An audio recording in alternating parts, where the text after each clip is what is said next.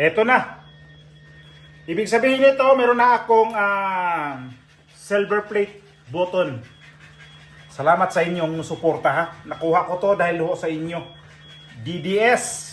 Kayo ho ang nagpaano sa akin nito na umabot ako sa ganitong subscriber na 100,000. Hindi kasi makuha ang silver button kapag wala ang 100,000. Buksan natin ha.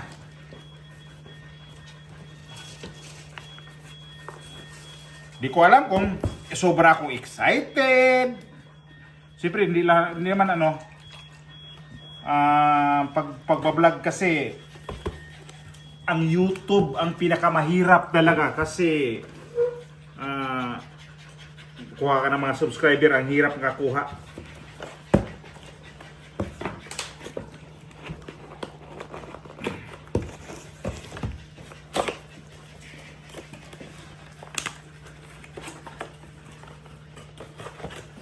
Ulitin ko, maraming salamat sa inyo ha, kasi hindi ko to marating itong tagumpay to kasi hindi lahat nagpa-vlog dyan sa YouTube na nakakuha ng ganito.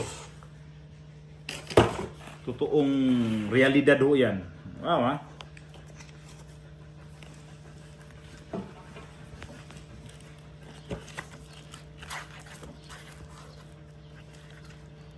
Meron lang dito. Dito tayo. Ito na talaga. Ano to? Super dry. Tapos ito yun. Recognize your team. Oy, thank you Lord. Thank you Lord. Thank you talaga Lord. Nakuha ko to dahil sa unang-una sa taas. Pangalawa, subscriber, pamilya, lahat na nandito sa paligid ko. Marami po salamat sa inyong lahat. Eto na. Ganito pala to siya. O, pakita ko yung pangalan. Nakalagay is presented to Edgar Mihorada for passing 100,000 subscribers. Thank you Lord. Eto na. Oh! Tropiho ito eh. Ang OA pero grabe. Hindi ko talaga ito asahan na makuha ko to dahil sino bang mag-akala na umpisa pa lang, scratch talaga yung YouTube channel ko. Ang dami kong mga ginagawang upload, ang dami kong ginagawang try until I got it. Thank you, God. So yung pinakita ko sa bandang unahan na yung silver play button, kanina lang ho yun dumating. So hindi ko lang nadugtungan kanina yung video na yun. So marami po salamat sa inyong lahat ha. Diha sa hang probinsya sa San Carlos, Pilar, Bohol. Dagan kanong salamat diha sa mga suporta ninyo, sa mga kaigsunan, sa mga kaparyentihan. Sa journey ba dito sa pag-YouTube, hindi biro.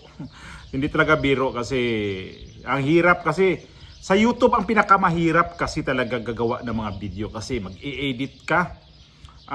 Gagawa ka ng thumbnail, tapos kailangan makakuha ka ng subscriber. Para sa akin tsamba-tsamba talaga. Kung magustuhan yung yung mga content natin, yung ginagawang video, yun magsa-subscribe yun. Pero nakita nyo naman ang ating sa ngayon talaga ang hirap na rin pag kumita man dito sa YouTube, mahirap talaga.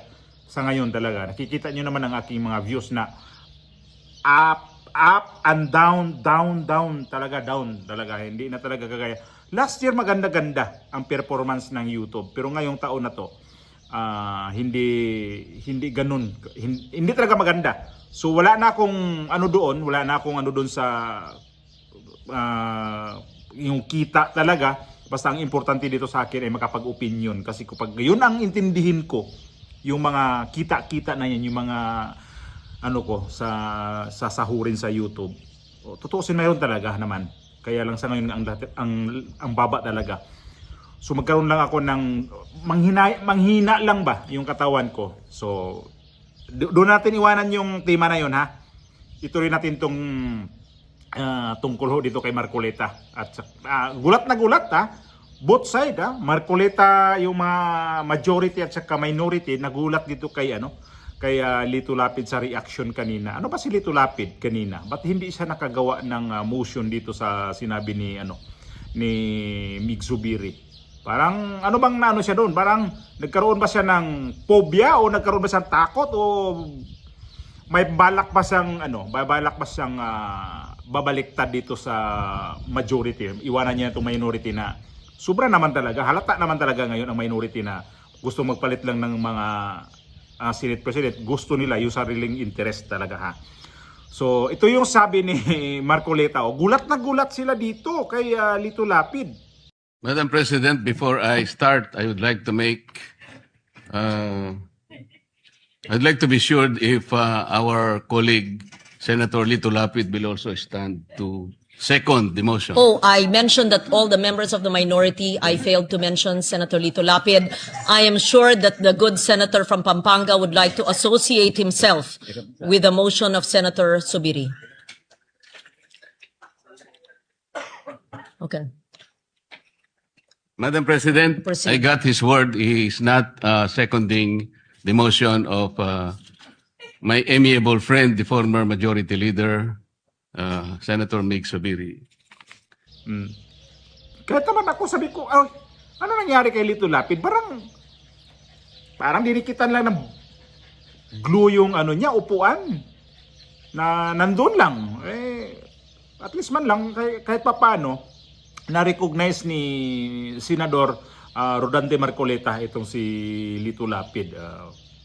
Ito nga naman ang senador na to. Ito yung sabi ko, sayang lang naman yung pinapasahod natin dito eh. Kasi parang wala akong narinig dito na mga pinasa na mga batas. Hindi ko alam kung talagang sadyang tahimik lang talaga itong tao na to. For santo naman, no. Tuloy kanina para siyang hindi maintindihan yung reaction sa minority at saka sa majority. Ang minority ngayon, parang ano ba talaga si Lito Lapid? Iiwanan na ba tayo dito o tuloy-tuloy lang ho to siya dito? O papanig ito sa majority? Ano namang silbi niya pagka pupunta naman siya sa majority? Halimbawa, nung majority siya doon sa kabila noong hindi pa nakuha nitong kanila ni SP Cayetano. Ano bang niya? Ano bang nagiging committee niya na nakuha doon? Palagi ko mahina talaga siya eh. Hindi lang sa sinisiraan ko tong senador natin ng Pilipinas ngayon na i-compare mo naman dito sa may taga Cebu na ba na dating broadcaster to itong sa Cebu. Nabidakbakan niya to si Bato de la Rosa. In fairness naman, sir, yun sa Cebu, ha. I-compare mo naman si Bato de la Rosa dito kay Lito Lapid. Ang ladyo rakadyo si Lito Lapid ni Bato de la Rosa ay palabi ng imong pagkakahinaway sa mga Duterte. Anti-Duterte pala tong animal na tong bakla yata. Bakla rin yan siya eh. At saka na lang yan pag-usapan natin. Gusto ko lang yun na itong si Lito Lapid ngayon talaga na pati ako surprise din ako dito sa nangyari dito sa kay Lito Lapid kanina na nilapitan talaga siya ni Rodante Marcoleta. So ganito lang ba na ang mga senador natin ngayon na ang layo talaga, sabi ko nabanggit ko nga to eh. Ang layo naman talaga ng comparison ngayon sa mga senador noong araw na kagaya nila ni si Miriam Santiago, si Raul Ruco, sila ni sino pang mga senador sila ni Salonga, Jovito Salonga, si Orly Mercado. Mas gusto ko yan mga Tanyada, Wigberto Tanyada, yung mga noon-noon pa na mga senador. Hindi kagaya nung nasundan na nakagaya ni Dirlon, ni itong yung taga Olongapo, sino ba yung pangalan nun? Yung parang ngak-ngak na naman ngayon, di ko alam bakit to siya lumalabas na naman sa media. Ito, Gordon, di ko alam kung ano na naman ang plano nito. Coco Pimentel. So, Coco Pimentel, sayang naman. Kasi abogado ho ito. Bartap Natsir ho ito. Kaya lang, sayang eh. Nahawaan dito kay Bongbong Marcos, itong virus ni Bongbong Marcos. Kaya, ito. Sabi ko sayang na itong mga senador ngayon. Ito si Marcoleta, gustong-gusto ko talaga to. abogado, tapos talagang makipagdebate talaga. Yan ang mga ganyang klaseng senador. Di yung mga senador ngayon na karamihan naman talaga dyan, wala nang kwenta talaga eh. So totoo lang ha. So in fairness, kanina itong si Lito Lapid napansin din sa majority. Napansin din siya sa minority. Eh ano ba ang ano talaga ito? Babaliktad na ba ito? Babalingbing o ano ba talaga ang plano nito? Hang pumapaling na dito sa kabila. Parang nagsawa na rin yata si Lito Lapid sa minority, no? Lalo to si Erwin Tulfo, Ping Lacson, dalawang Tulfo pala, Ping Lacson. Parang nagsawa na rin siguro siya dito sa mga bibig nito. Ano siguro niya dito, parang okay naman dito sa majority. So, good job, Senator Lito Lapid, sa ginawa mo kanina. At least na-recognize ka ni Senador Rodante Marcoleta at saka ni ni Senador Loren Legarda. Gulat na gulat sila dito. Ay nako, in fairness naman. Palakpakan natin. Okay. Maraming salamat po sa inyong lahat ha, mga kapwa OFW. Maraming salamat sa inyong suporta at pagtiwala sa ating YouTube channel. Masabi ko sabi ko nagba-vlog talaga pala ako. Ibig sabihin, nag-vlogger pala talaga ako kasi nandoon eh. May nakawa ko na nga itong silver play button. Akala ko nga na pasensya na kayo kanina ha. Play button pala yan siya. Silver play button. So God bless po sa ating lahat.